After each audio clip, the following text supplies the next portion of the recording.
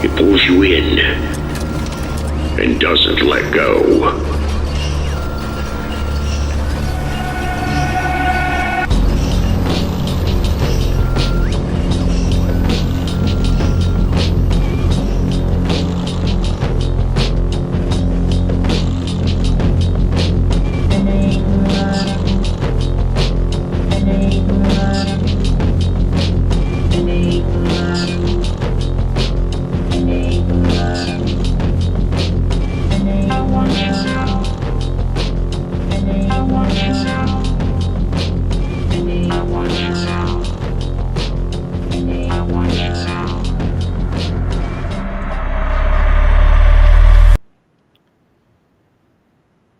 Okay, hello.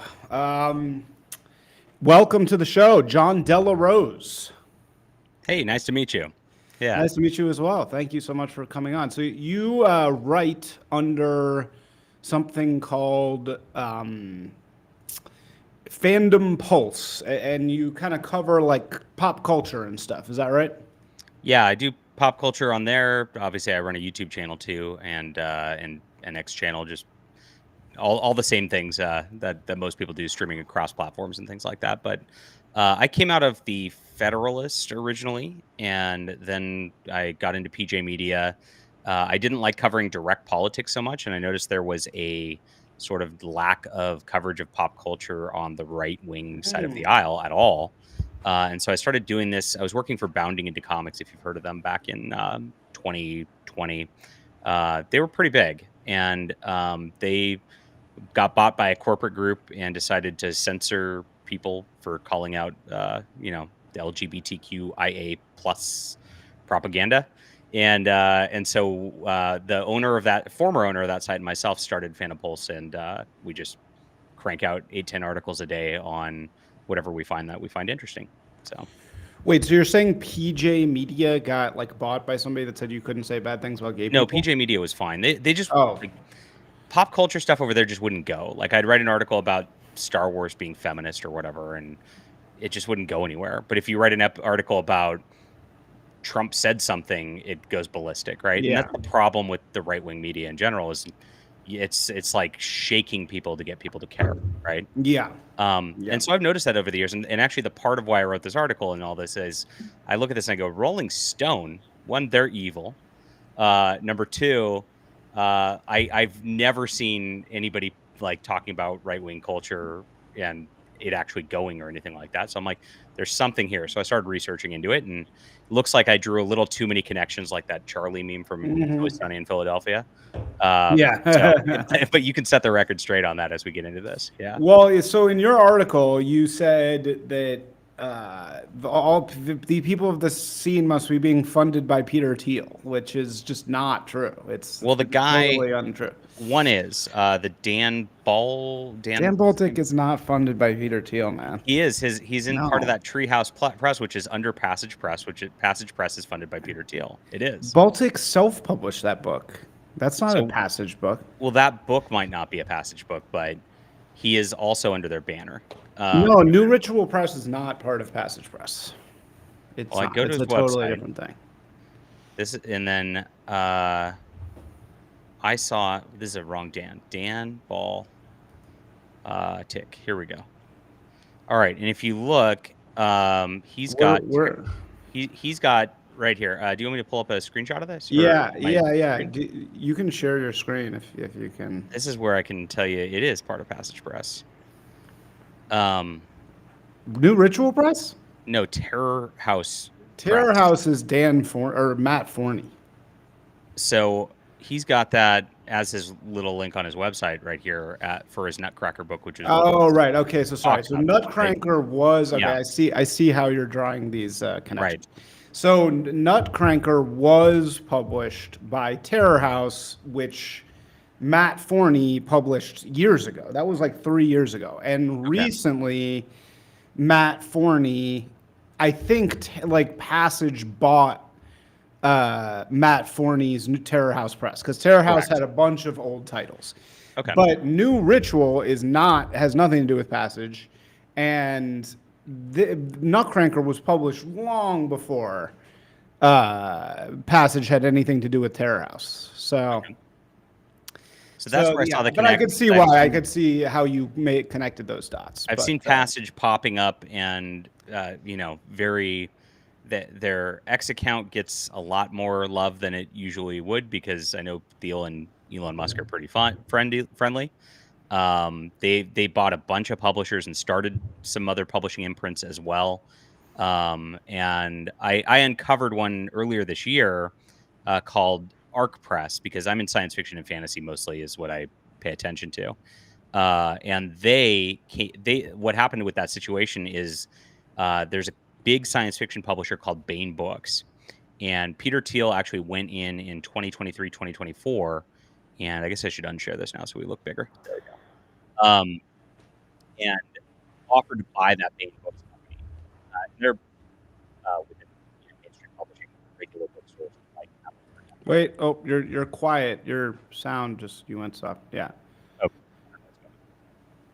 Peter Thiel tried to buy that company, and then what happened is he actually poached their biggest author and started Arc Press. And brought a bunch of Bain editors over to Arc Press. Dude, your mic is Really? Peter Thiel is attacking your mic. Peter Thiel's attacking my mic.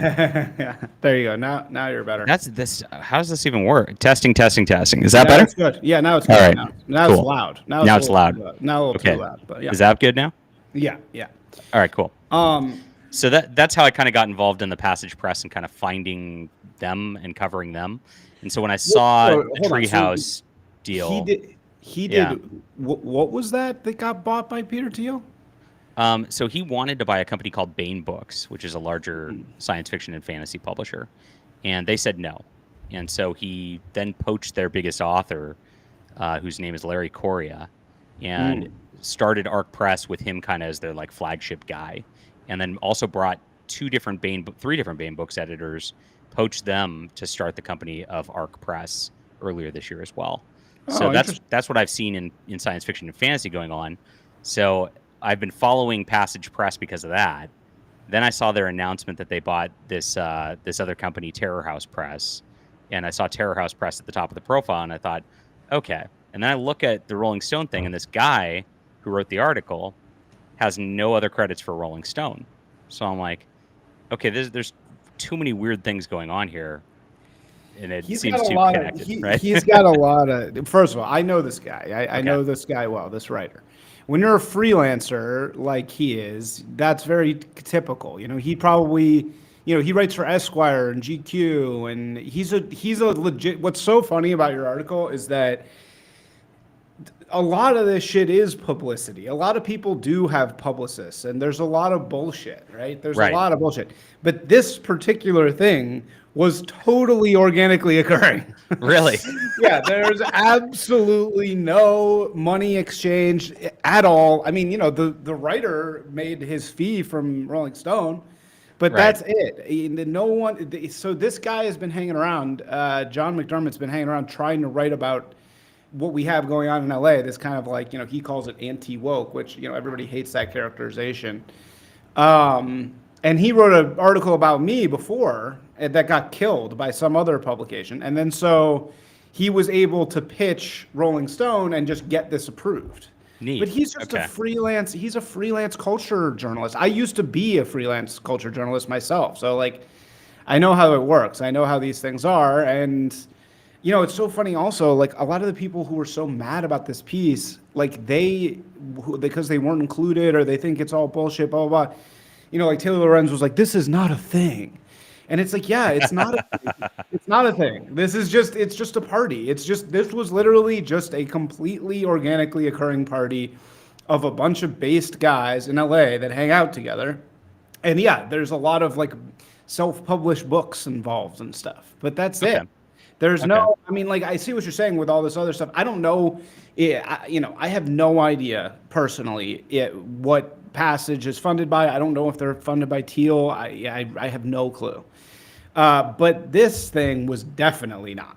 I can totally on the outside of that. So that's interesting because there is this sort of like corporate semi-right wing movement that's being built by Thiel on this side too. and then there is this just self-published party, and it just happened to, I guess, cross paths, and that's how I noticed. Well, there's a Interesting. lot of connections and shit, but it was so funny Yeah. to be called like getting a Thielbucks because it's like I've been on the other side of that so many times where I'm seeing people and I'm like, this is definitely some kind of publicity bullshit, you know? Like a lot of those Dime Square articles I think are so fake. Like those people, like those, Right. it's all these publicists. There's this publicist. I don't want to name any names, but there's a well-known publicist who there's a few well-known publicists who seem to set up these stories about the Dime Square parties, right? Right. And those are okay. Like those in our scene are like approved, like that, like you know that's why this article pissed off so many people because this was sort of like unsanctioned. Like nobody told us that we could do this. Like nobody, you know. And Well, so can I take a step back real quick? So, Yeah, who sure. are you, and what do you do? I mean, Who am I and what do I do? Yes. yeah, I good- came across good you by question. accident, right? Very good Yeah, question. sure. You don't know? You don't No, know I'm sorry. disgraced propagandists? No, yeah, it's fine. But now that I know, I'm gonna start writing articles about you. That's yeah, just what's gonna happen. Thielbucks recipient. No, man, I wish I had some Thielbucks. But I've heard so many people say that, you know. No, so I am a branding guy. I run an agency called Will. Okay. And we, you know, my goal is to kind of hire guys from our scene, you know, and to give them commercial work to do, whether design or writing or, you know, video for based brands, you know, because I come from the world of mainstream branding and I launched my own agency about 3 years ago. So, you know, I have a lot of connections and relationships with these people because I'm always, you know, paying them to do work for me, or you know, I'm sort of associated with creating an economy for based people. Yeah, I'm actually very similar. So obviously, I've got Fandom Pulse, and I've hired some writers who are on the base side to write about pop culture, right? And then I also make comic books for a living, and Oh, I cool. hire as many based artists as possible to draw comic Right. books, right? So Yeah. very similar. Okay, cool. Yeah, neat. Yeah. So, and you know, and I'm a writer myself. I was a, you know, I was a writer for Vice and like LA Weekly back in the day. But back then I was sort of lefty, you know, but I went full Trump in 2016, like many people did. And yeah, that kind of like brings us to today. And yeah, I mean, my whole goal with Will, I mean, besides to get myself paid, is just to, you know, I always wanted a place where I could, you know, I had no option to like go work with base dudes, Right. and it would just be free to say whatever, you know, that was like didn't exist. But there is a lot of money that, you know, commercial work needs to be done. And now there's all these new companies, you know, that's why I want to get really into the whole El Segundo thing, which I know a lot of people are like terrified by that, you know, like the Palantir Anduril world, but that's the parallel economy. Yes. You know, I mean, like that's like it or not, like that's. I've been in this space for a while, or you know, a little bit of time, and like I've gone to all the parties, I've gone to all the places, I've like, and the most legit thing, economically speaking, is the El Segundo stuff because it's a Really? real, yeah, it's a real actual economy. They have a real So economy. how big is it? Well, do you know what I'm talking about when I say this El Segundo thing? I've heard of it, but not all the way. So So- you got so my like space is sci-fi, fantasy, comics, board games, things like that, and that's what I pay attention to. I know where El Segundo is because I'm from San Francisco, so I'm not that far. Yeah. But yeah, So El Segundo is this group of like defectors from Silicon Valley, basically, okay, they're all kind of like, you know, intense young dudes and white dudes who would be obviously discriminated against in Silicon Valley. And they're all starting these like hard tech companies. So it's all about like build, you know, rocket fuel in America. You know, it's all that type of stuff. So they're all kind of like similar to Anduril, Palantir, like that's kind of the world that they're in, right? It's like these defectors from the mainstream tech world. so this is like building Atlas Shrugged in reality. Well, Kind of. kind of. It's more just like these are all young dudes, and they genuinely like they can't really compete in Silicon Valley, and they don't want to do software anyway. So they've all like coalesced in this place, El Segundo, and it's legit. Like they have the Interesting. very well funded businesses that make real shit. Wow. Cool. Yeah, yeah, it's pretty impressive. I actually just got back from Reindustrialize in Detroit, which was a lot of these people were there, and it's all about like bringing the manufacturing base into America. So Interesting. yeah. So on the cultural side, somebody just had a house party and it just kind of happened to be a bunch of authors. Like, I mean, what? Yeah. And the guy acted like there's this. Literally. The guy from Rolling Stone acted like there's this whole like scene thing going on, basically. Well, so I mean, here's the deal. So that party was held at this guy Hadrian's house. Hadrian was like one of the first canceled guys ever. Okay. And he's got this house that everybody hangs out at. And we have had a bunch of readings there before. So it's not totally out of the realm of reason that this guy John would say this is a scene, because there's been a bunch of parties at Hadrian's and at other places that are like a book release reading, because there's so many of these young dudes have their own little books. Right. And so there's also a lot of girls. Like there's a magazine called The Big One or something. And they just did a launch party. And so there's always like a launch party for one of these new vaguely based things, So he wasn't totally off. I mean, I think the thing he was off about is saying that I'm like a leader of these people. I'm sort of like I like have connected these people, but I'm not like super involved with the lit scene at all, and nor have I ever really been. Interesting. So, Yeah. and of course, when you contacted me, I actually assumed you were, because I figured that's why you contacted me. Interesting. Well, I mean, I was a big part of the piece. That's why. Yeah, fair. But and I can see why he drew that connection, because I have introduced a lot of the people that are like in this scene. Just because I've always like held out my hand up. I've always been like a guy in LA that's like doing these like based meetups. It's also, have you ever been to Dime Square at all? Like, have you ever done that whole thing in New York? Nope. Yeah. But you know what I'm talking about, right? I know what you're talking about. Yep. But I've I've got kids and I don't travel and it's tough. So yeah. Yeah. No, I know. So that whole thing was like the vibe shift. It was like all these like young girls started thinking it was really cool to hang out with like, anti-woke people. The whole Red Scare podcast, and yeah, I don't know for a fact, but I think a lot of people say Thiel, invested in that kind of stuff early on. Right. But what's wrong with that? Like why is that so bad? Like if Thiel did give me money, I would fucking take it in a second. Like, would you not, like, what's so bad about Thiel funding things? Like, why? I don't think anything's bad. I don't think I made a judgment about it. Like when I said it, I just said this seems to be connected to that, right? So I mean, if the more funding that goes into you or even Passage or anything else that's not going into woke Hollywood, that's great. Right. So I like exactly. that. So no, that's that's why I cover it, because I actually, this is interesting. I mean, if you, again, connections wise, I'm running the pop culture news sort of thing, and I'm actually happy to give, Dan or anybody else coverage when they've got new books and things like that coming out, because that's what I see as my mission. I've seen over the last several years that the whole media, and you've been through this, you said you work for Vice and all this stuff. But you look at the media on the left, every one of these magazines, like, they'll start talking about, I mean, I was reading the other day, like Martha Wells' top 10 science fiction books and it was like on the New York Times. And it's like, you don't know who Martha Wells is, I'm sure, but she's a leftist activist nut job who's getting propped up by them. And of course, she's got her books out. She then gets an Apple TV show, and then the New York Times props her up, and she gives a list of all of her friends.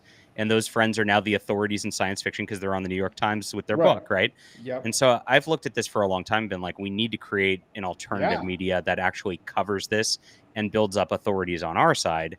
And that's actually what I'm trying to do. So I'm actually happy to connect with another group that's separate, that's actually creating art. I think it's fantastic. So, that's absolutely what I'm trying to do. And I mean, cool. I think the publicity part of it the publicity, in my view, it's just like how the system of power works. It's just like, yeah, they have this incredible patronage network, right? Where exactly when it comes time to elevate somebody, they can just elevate them very easily, and suddenly this Right. person's on TV and everybody's listening to what they have to say, and they can like press that button. They can literally be like, this person's famous now.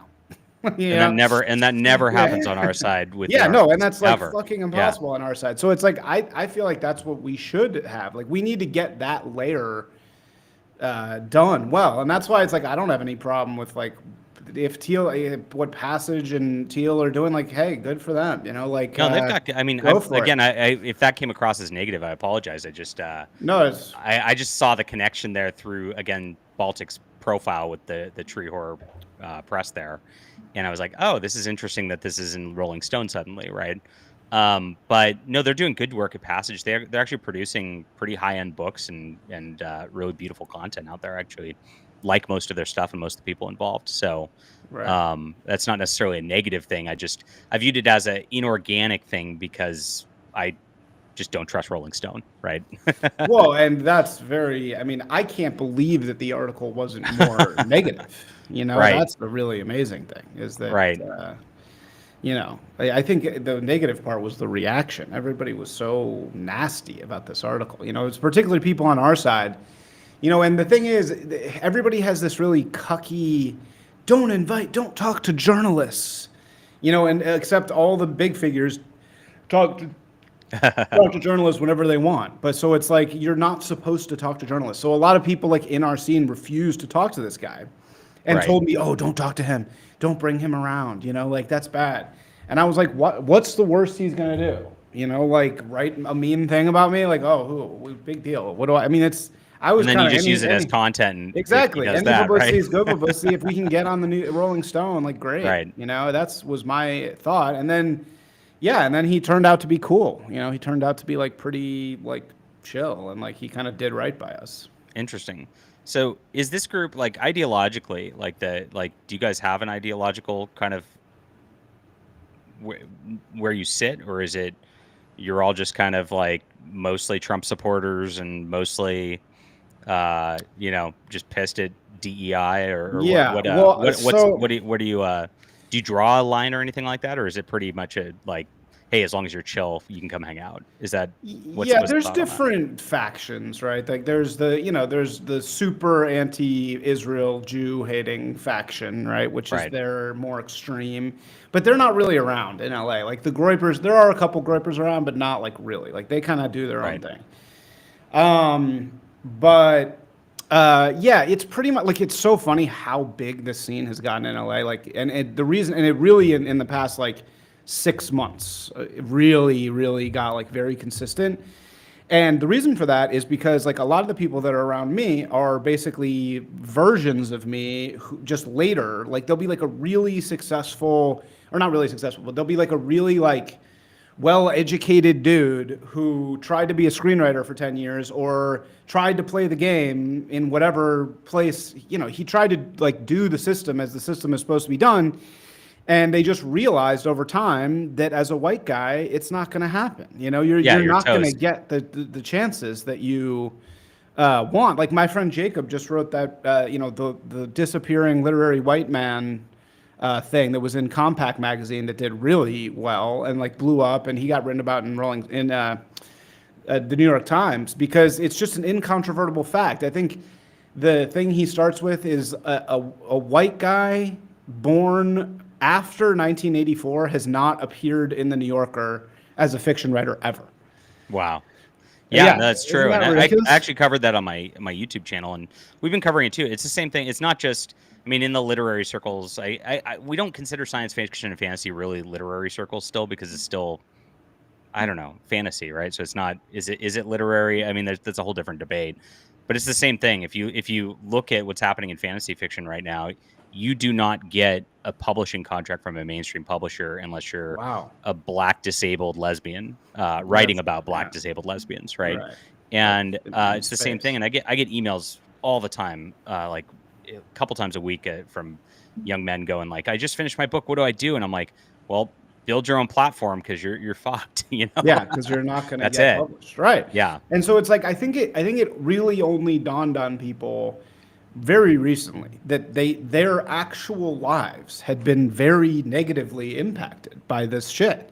And they tried to play the game and it didn't work out because, or maybe it didn't, it just didn't go the way it was supposed to go because they happen to have the wrong skin color, Right. And so I think that's what more and more everybody in LA, I've noticed the people that are sort of conglomerating, it's people like that who've been kind of like poorly treated by this ridiculous system. And then, so in reaction to that, they're sort of very reactionary. So there's a lot of, it's all about like being able to say what you want, and being not afraid to speak your mind. So that's what I'd say that's the core ideology, that it's like all people who, want to say racist jokes, because Right. they're not allowed to, not because they actually, they're not like super right wing people generally. I mean, most of these arty people are not like that right wing, in terms of their actual beliefs.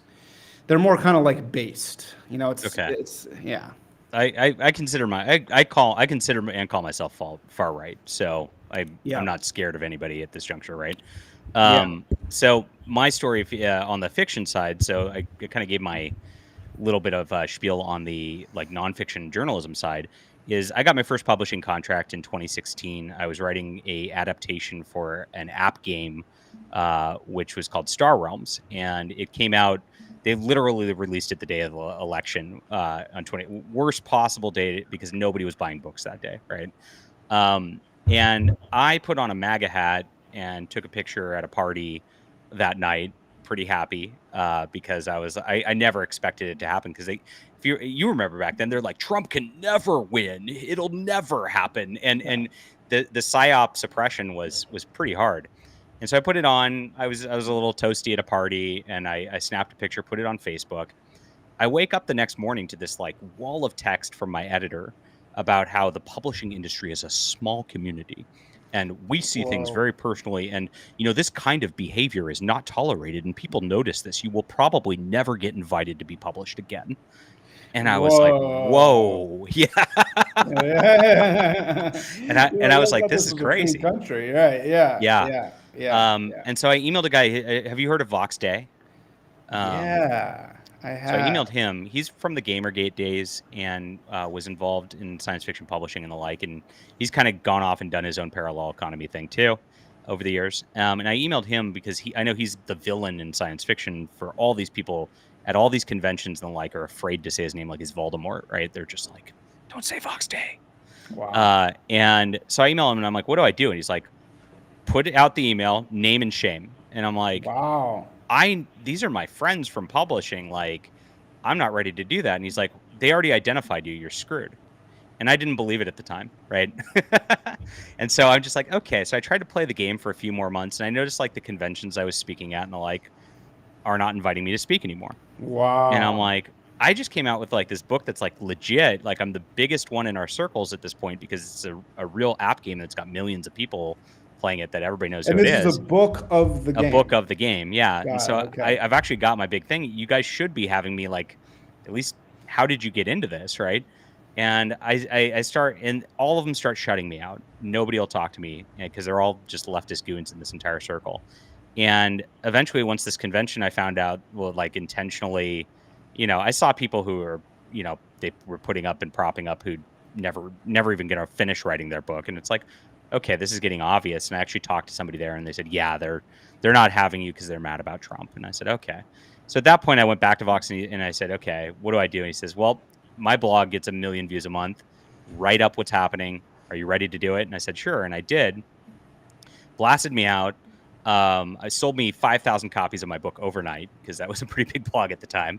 And then it got pretty bad. So there's the World Science Fiction Convention, which is like their big one. They have the Hugo Awards, which are like the science fiction literary Oscars.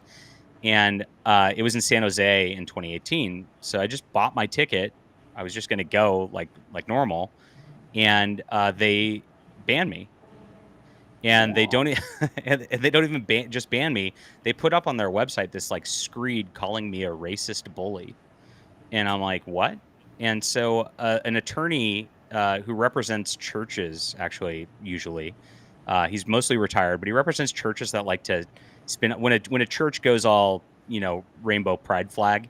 A lot of the conservatives in the church spin off their own denomination of a church, and then who divides those assets, who gets those. So he represents the conservative churches that do this a lot, and that's kind of what he Got it. does. Yeah, the And so spin-off. he Yeah, emails right. me. He's like, California, because you're in California, there's a law called the Unruh Act that you can't ban somebody from a public gathering or public space based on, political persuasion. It's actually part of the Unruh Act there. And Yeah, I feel like I I'm like, remember this. interesting. Yeah.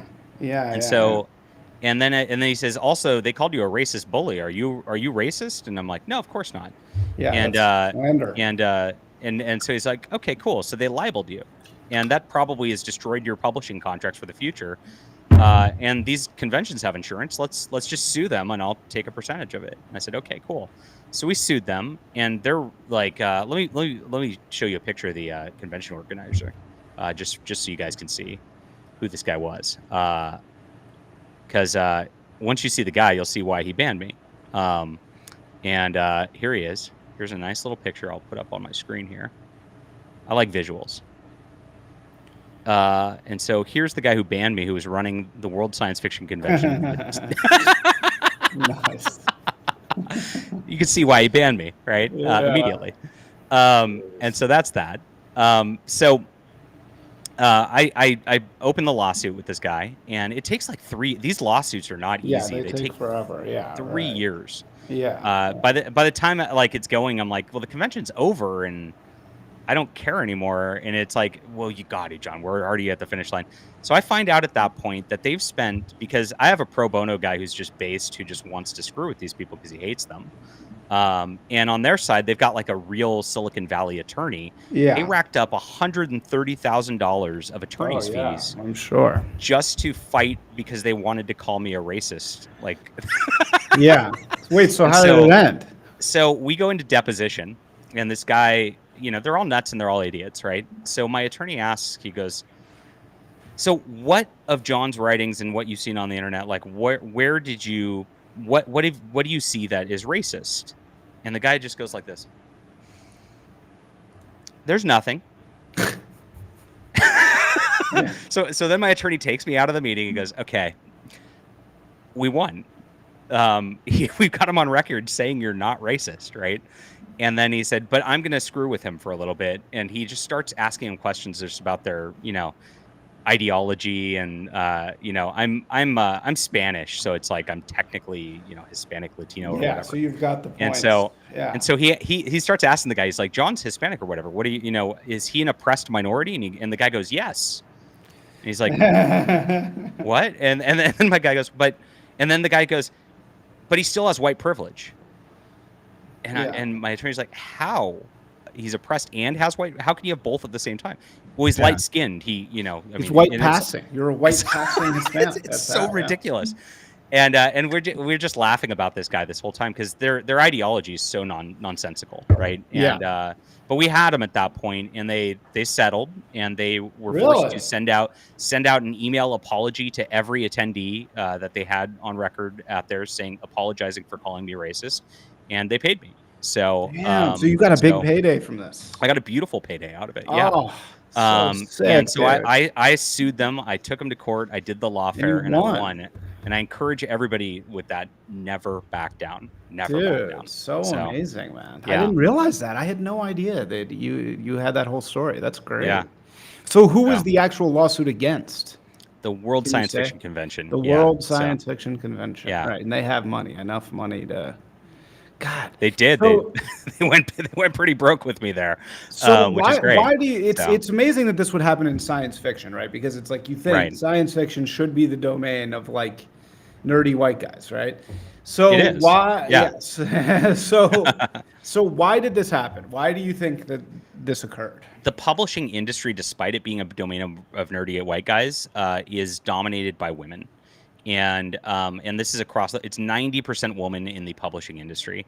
And science fiction and fantasy was good on that level, but still everybody in the back end offices, even if the authors are 90% white males, was a woman. Like all the editors are women, all of the marketing people are women, all of the execs are women. And so what they do is they start propping up women and minorities over time. And once we got into about 2014, 2015, they just weren't publishing white men anymore. Yeah. Unless you're a total cuck, right? And that's it. And so that's what happened in this whole scene.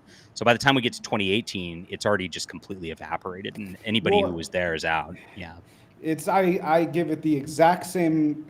To me, it has nothing to do with ideology. It is literally a demographic side correct. effect. It's a Right. it's by 2014 we reached the time when every woman who had been educated and told that she had to get a job all work in the creative fields, whether it's marketing or publishing or whatever it is. And especially HR. Yeah, Don't yeah, don't forget it's exactly. HR. Yeah. So suddenly, all of those industries flip, and this is why I like the Longhouse meme, because it's true. Like once you're in an environment where 80% or even less, 60% of the managerial level of people are women.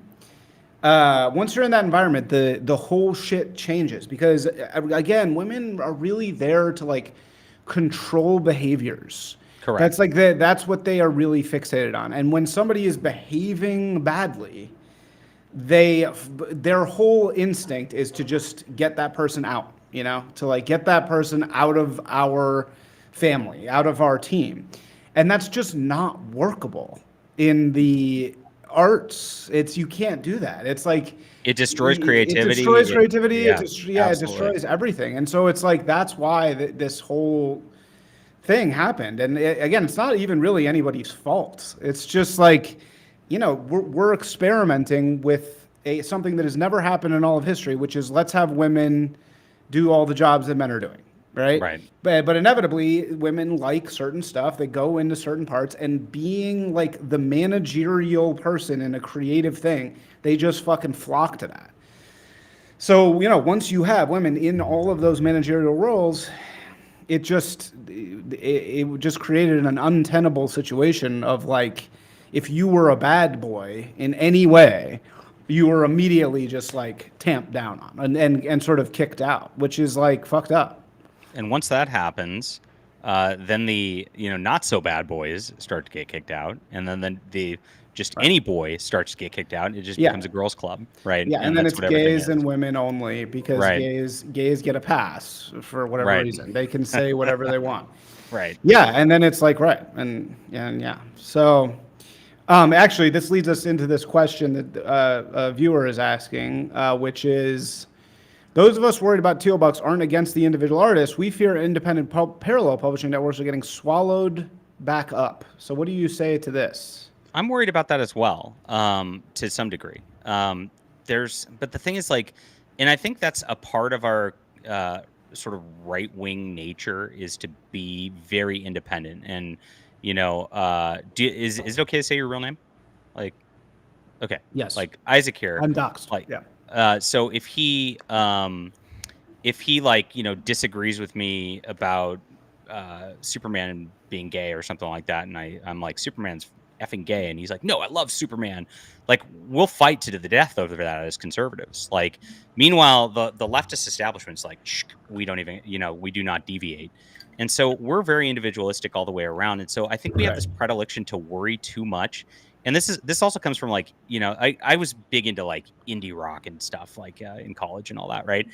It's the same mentality as like, oh, that band's popular now. Oh, they sold out, and we have that. We do have that mentality on the right when it comes to any arts.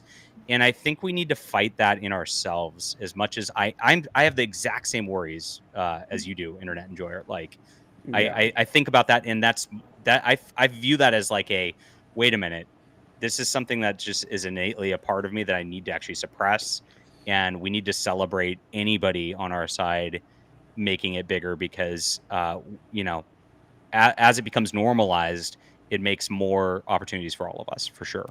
So my fear is, I have like the reverse opinion. So my fear is not that independent stuff is going to get swallowed by the mainstream. Is I mean, it sounds like that's kind of what he's saying. We fear Right. independent purposes are getting swallowed back up. I don't really get that, but my fear with the Thielbucks situation is that we're going to have the same managerial problem Right. that we escaped from, because the And right is worse than the left in with this managerial women thing. I've They're seen it with just as Arc bad. Press on it because I'm focused on the science fiction and fantasy element of it.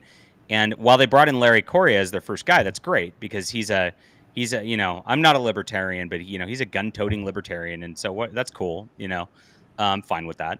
And then I look at their next two pickups that they do, and they're these like Fox News contributor women who have never Yeah, written a yeah, science fiction book before, and they're writing science, and they're only popular because, and they're only getting their book contract because yeah, they're an influencer at the Daily yeah. Wire who's a Like, woman, right? yeah, right, with Yeah, blonde hair, and right. oh, I'm so based, but all I want to do is be on TV all day. That's right. And so, And so like, I oh, saw well, that wait. immediately, and I'm like, oh, geez, they're doing it already. Yeah, Like, well, and and that's my fear. And it's like yeah, if you don't root out that managerial shit and tell those people, yeah, no, fuck you. You're like, we're really based. We're not just, you know, change the channel to the same network, and it's just except we say right wing things. right. That's not a real fix. That's not a real change.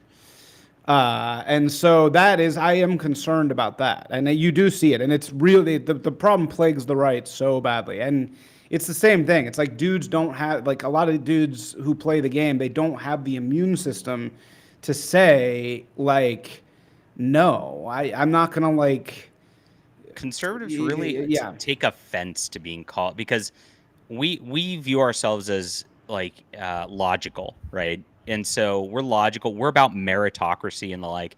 And so when somebody goes, "You're racist," like your immediate response is to be super offended by it. That's why the rhetoric works, right? And so whenever there's a based black woman, oh my God, this is the best. I Yeah. support this. Yeah. I'm not racist, right? And Yeah.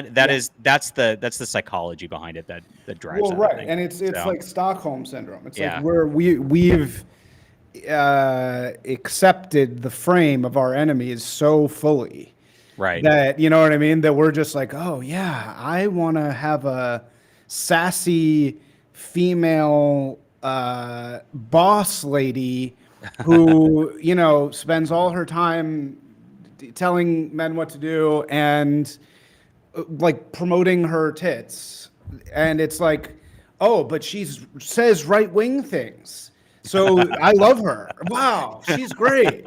And it's like, dude, you missed the whole fucking point of what we're doing here. Like it's like it's you're just exchanging one flavor for the next.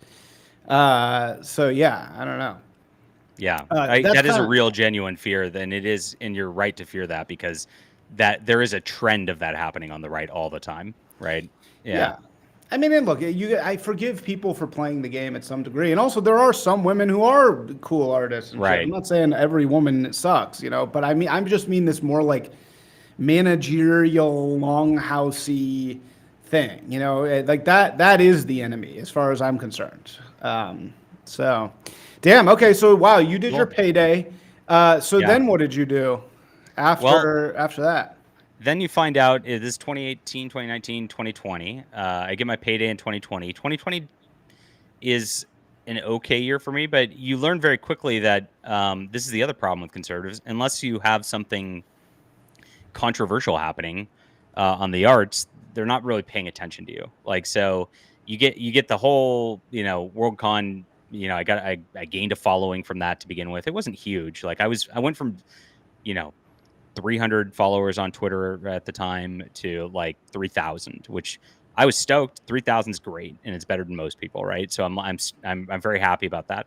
But it's very, very hard to cultivate a following at that point because again, if you just like direct the conversation back to the arts, that's that. So I'm like at this point, I'm trying to figure out like how to do this and what the message is, and I get some advice from a guy who's a pretty big YouTuber at the time. He says, John, just make 5-minute topical YouTube videos on Star Wars and Marvel and just talk about how like the legitimate how much propaganda is in it, and then plug your book in your newsletter at the end of your video, and you're going to sell books. And I actually didn't do it at the time. I was like, no, I'm a journal. I write. I don't do video, and that was the Mhm. stupidest move I've ever done in my whole life. But Yeah. once I did start doing it at the end of 2021, or beginning of 2022, I started taking off, and I it does very, very well. Last year just really took off, and that's how we have our Substack in this now. And I actually for the past 2 years have been moving. I just write books, put them out, write my articles, put them out, do my YouTube, put it out, and I just grind every day, and work One my of tail off. those. And Nice. I sell about 1,000 books a month doing it. Oh, It's sick, pretty dude. good. So 1,000 books a yeah, month. So what are and these are sci-fi books. I have sci-fi, fantasy, and comic books. Yeah, so I do a little bit of all three, and that way I try to capture everybody kind of in that like geek nerd genre, right? That's the thought. So what's your writing? Yeah, see, this is what I always tell to everybody. Just embrace the scroll, Don't try to fight the scroll. Just embrace it, I think I everybody's do this always all the trying to time. fight it. Every author's like, John, help me retweet my book. And I'm like, look, I can retweet your book. You might get one eyeball on it that buys it. But if you just say something interesting on X and I write an article about you saying something interesting, you might sell 50, 100 books. And then people follow you and then you're followed at that point. So then you can sell books to them the next time, right? Yeah. And for some reason, like authors really fight that a lot. And they Yeah, I like, know, because they're lazy. They just want right, it. They want it to just come to them because they right. wrote the book, right? Okay, yeah. So you have one, two, three, 7 books here. I have more than that. I've got 20 novels, Oh 13 my graphic God. novels. Yeah, no, I'm like a Oh, machine. I see. Okay, yeah, the Yeah. Saga of the Nano Templar. Wow. Yeah, so that series was a reaction to like feminized Star Wars happening Oh, with the whole okay. deal. And I was like, well, the whole problem really is the Jedi are a bunch of passive Buddhist bitches. And so I'm going to make a character that is a crusader in space that has those powers, because we need a crusade and he needs to take back his homeland, and that's it. And so that went very popular very fast. That was one of my better concepts, I think. So Dude, this yeah, is great. Yeah, so you're just a machine. You're just a content machine. yeah, and Yeah, that's the see, thing. yeah, Like it's baseball, guys. I don't know if you're sports people, but they're yeah, not in my circles. But baseball, like you get up to the bat 4 times a game and you get yep, one hit, and then over the course of a season you have like thousands of at bats and you get 50 home runs out of them, right? totally. And so Yeah. the more thousands of at bats you can get out of there, the more 50 home runs you hit, and that's the whole name of the game for books, for journalism, for doing streams in YouTube, whatever you want to do, making games. Like you can't just make one and be like, I'm special, because everybody and their mother is making one at this point. Yeah. And this gonna get worse with Well, AI. and you just have to play the game. Yeah.